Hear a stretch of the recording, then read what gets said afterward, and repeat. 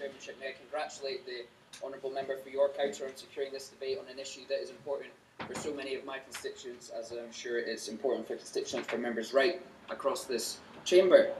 Mr. Chairman, I'm sure all members would agree that the Groceries Code Adjudicator is well-intentioned, but its powers do not go far enough. In particular, it is insufficiently responsive to a failing supply chain. Earlier this year, the Scottish Government's Cabinet Secretary for the Environment and Rural Affairs, Richard Lockhead, wrote to the Secretary of State for DEFRA, stating, "I have long been pressing the UK Government to widen the GCA remit and powers so that she can shine a spotlight on contracts between primary producers and processors, as well as processors and retailers." In conjunction with this, Mr. Lockhead has also continued to press the milk prices crisis with the Adjudicator. Dairy is an area where there has been huge price volatility over the past 2 years. No less than 19 Scottish dairy farmers have gone out of business this year. This is one area that is most visible where the GCA's current remit does not go far enough. The GCA has no remit to investigate prices and may only investigate the relationship between the largest supermarkets and their direct suppliers.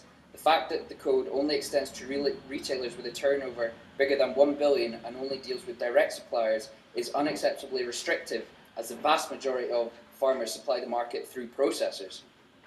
As very few dairy farmers sell direct to supermarkets, there should be consideration given to extending the scope of the GCA's powers to provide a mechanism to tackle the problem. Dairy farmers who deal with large retailers often receive substantially less than the cost of production for their milk, and dairy producers cannot be expected to subsidise retailers in this way. In the long term, it is not in the interest of our food security or for consumers to push dairy farmers out of business. That is why, Mr. Chairman, I would echo the recommendation of the Environment, Food and Rural Affairs Committee's report on dairy prices that the Government give urgent consideration of how the GCA's remit could be amended. Mr. Chairman, expanding the role of the Adjudicator would give it powers that it really should have, and indeed I think many people already think it does have. This is reinforced by the words of the Adjudicator herself, Christine Tackon, who said, "I think very many farmers thought I was going to be there to get involved with price. I've been asked to get involved with the price of beef, milk and fleece. None of these I can get involved with. First, because I cannot get involved on price, and secondly, they are very rarely direct suppliers themselves." Indeed, this restrictive remit seems to be hampering the work of the GCA, and as Ms. Tackon has also said, I continue to spend a great deal of my time explaining the remit of the GCA.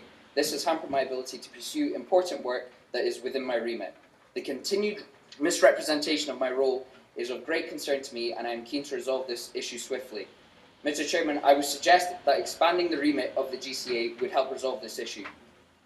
As has been mentioned, the Groceries Code Adjudicator must have the power to initiate her own investigations rather than only being able to act on complaints, as is currently the case, and she should be able to do so at any time. The GCA also needs to be given a role to look at the whole supply chain rather than only being able to investigate direct supply contracts. This would finally bring the vast majority of farm produce into her remit. Finally, she should be able to investigate and report on the balance of pricing throughout the supply chain. This will bring transparency and also help farmers and others in their negotiations with retailers. Farmers right across the UK are vital contributors to the rural economy and to the sustainability of our nation. They deserve a better deal and fairer pricing. I would urge the Government to consider the points raised in this debate and broaden the remit of the GCA.